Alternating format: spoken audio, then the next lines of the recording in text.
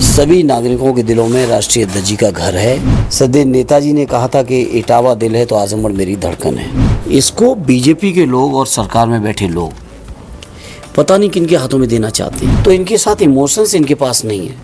BJP के लोग व्यापार कर रहे हैं। किसान को या स्थानीय निवासी को कष्ट देकर नहीं विकास करना है। तो जितना अन्याय, अत्याचार, शोषण इन्होंने किया है वो किसी से छुपा नहीं है। जो भी अन्याय अत्याचार किया है वो सभी जानते हैं, पूरा देश जानता है बीजेपी के लोगों ने किया है। उन पर झूठे मुकदमे लगाए। नमस्कार, मैं हूं मेहर आज़मी और आप देख रहे हैं न्यूज़ टाइम नेशन। इस वक्त हम मौजूद हैं राजधानी लखनऊ में आजमगढ़ के मशहूर समाज सेवी शाहिद संजरी साहब के आवास पर हैं और आज हमारे साथ खास बातचीत करने के लिए मौजूद हैं आजमगढ़ से सांसद धर्मेंद्र यादव जी। सबसे पहले आपका तो स्वागत है सांसद जी। बहुत बहुत धन्यवाद आपको। पहला सवाल हमारा यही है, अभी हाल ही में आजमगढ़ में नया दफ्तर बनकर समाजवादी पार्टी का तैयार हुआ है। अखिलेश जी भी गए हुए थे, आप भी थे, आपकी अगुवाई में सारी चीज़ें हुई। इससे कितना बड़ा फ़ायदा होगा आने वाले 27 के चुनाव में? देखिए, स्वाभाविक है आजमगढ़ में आवास बहुत ज़रूरी था। हालांकि आजमगढ़ के सभी नागरिकों के दिलों में राष्ट्रीय ध्वज का घर है। इस बात से आप भी सहमत होंगे और राष्ट्रीय ध्वज भी इस बात को मानते हैं और कहते हैं। सदैव नेताजी ने कहा था कि इटावा दिल है तो आजमगढ़ मेरी धड़कन है। राष्ट्रीय ध्वज ने भी हमेशा कहा कि आजमगढ़ मेरा दूसरा घर है। और घर निश्चित तौर पे दिलों में पहले से था। लगातार लोगों की दुआएं रही, सहयोग रहा, समर्थन रहा। और जो एक फिजिकली घर होना चाहिए उसकी कमी ज़रूर थी, जिस कमी को राष्ट्रीय ध्वज ने पूरा कर दिया। और 2 दिन पहले उसका विधिवत उद्घाटन गृह प्रवेश घर का, और उसके कैंपस के अंदर बड़ा कैंपस है जी। पार्टी का कार्यालय भी काम करेगा, पार्टी की बाकी गतिविधियाँ भी संचालित होंगी और राष्ट्रीय ध्वज जब कभी आजमगढ़ दौरे पे होंगे तो उनके रुकने का भी अपना स्थान बन गया है। यानी ये समझा जाए जो आवास बना हुआ है, अब आजमगढ़ और अखिलेश जी के जो रिश्ते हैं समाजवादी पार्टी के वो और भी मजबूत होंगे। स्वाभाविक है, घर जब बन जाता है तो रिश्तों में कहीं ना कहीं और गहराई बढ़ती है। और राष्ट्रीय ध्वज ने ऐतिहासिक काम किया और आजमगढ़ के लोगों की भी यही भावना थी। और मैं सोचता हूँ सदैव नेताजी का भी यही सपना रहा है, जिसको राष्ट्रीय ध्वज ने पूरा करके दिखा दिया है। और आजमगढ़ के लोगों के साथ रिश्ते आज से नहीं है, आप जानते हैं, बहुत पुराने रिश्ते हैं, पीढ़ियों के रिश्ते हैं। और वो रिश्ते आगे तक ऐसे ही चलने वाले हैं। हर दिन व दिन समय के साथ रिश्तों की गहराई बढ़ती चली जाएगी जी।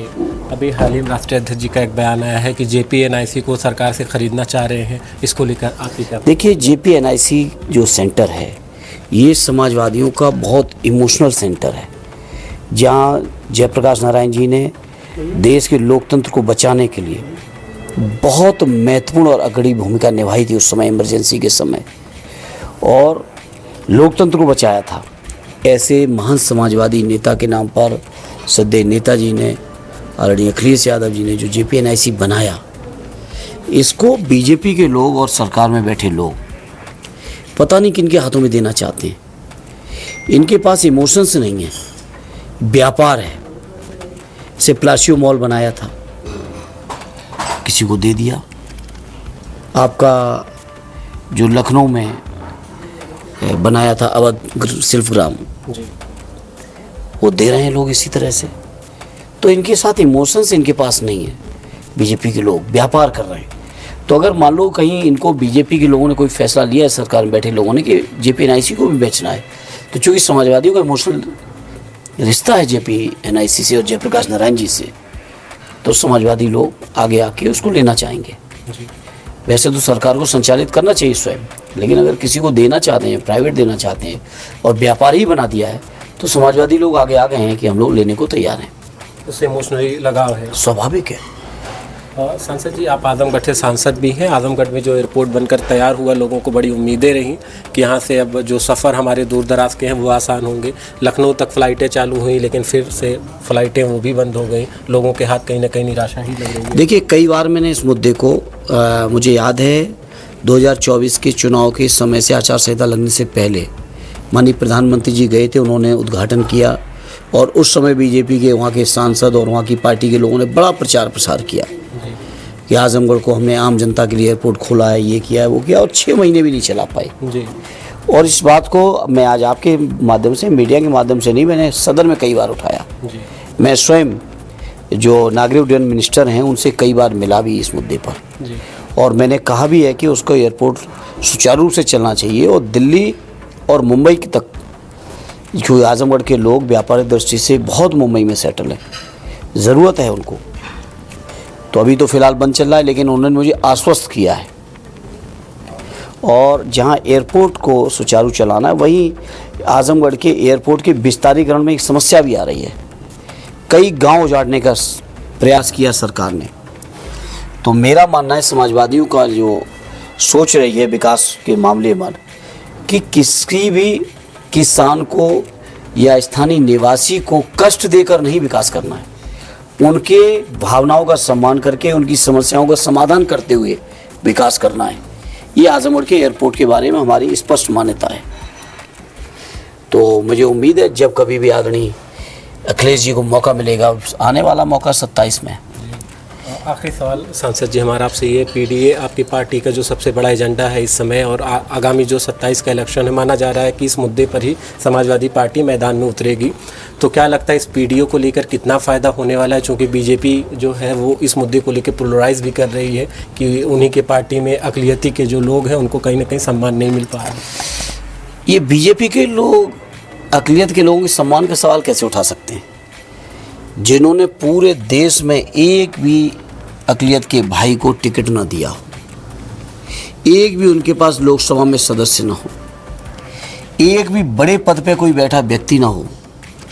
तो ये बीजेपी के लोगों को तो अधिकार हक है ही नहीं, नैतिक अधिकार ही नहीं है। रही बात पीडीए की, तो पीडीए एक इमोशन है। पीडीए में जो लोग हैं उनकी सबकी सबकी एक तरह की समस्याएं हैं, सबकी उपेक्षा है, सबके साथ अन्याय है, अत्याचार है, शोषण है, मुकदमा झेलना है।